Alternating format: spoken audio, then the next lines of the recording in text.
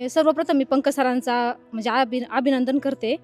कारण त्यांच्यामुळे ना माझ्या मुलीचं मी खरं वैयक्तिक सांगते. कारण आहे ना सायन्स हा पार्ट तिच्यासाठी खूप अवघड होता, डिफिकल्ट होता आणि वैयक्तिक मी तिच्या अभ्यासात परिपूर्ण म्हणजे मी इन्व्हॉल्व झालेलीच आहे. मला माहिती तिला कोणता टॉपिक सोपा जातो, कोणता नाही.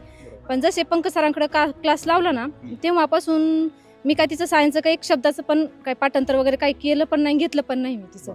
आणि मेन म्हणजे पहिलं तिचं कसं झालं, कन्सेप्ट क्लिअर झाले सरांकडून आणि पाठांतराचा हा विषयच राहिला नाही सरांकडे. जे कन्सेप्ट तिची क्लिअर झाली त्याच्यावर तिचे पूर्ण लक्षात राहिले. जे तुम्ही पहिल्या दिवशी शिकवलं ते तिला आत्ता विचारलं तर ती कम्फर्टेबल सांगू शकते बा. आणि मेन म्हणजे ना तिचा स्टॅमिना 1 तासाचा होता. तो सरांच्यामुळे म्हणजे मी स्वतः पाहिलं काल की 6 ते 8 तास ती अभ्यास करू शकते वन टाइम.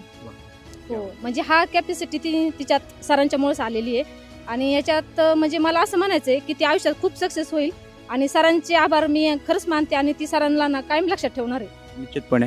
कारण पुढे 10वी नंतर जे करिअर आहे ते सायन्स, कॉमर्स, आर्ट्स या माध्यमातून होत असतं आणि सायन्स हा विषय जर बेस पक्का असेल तर निश्चितपणे सायन्स साईडने पुढे खूप साऱ्या करिअरच्या संधी देखील उपलब्ध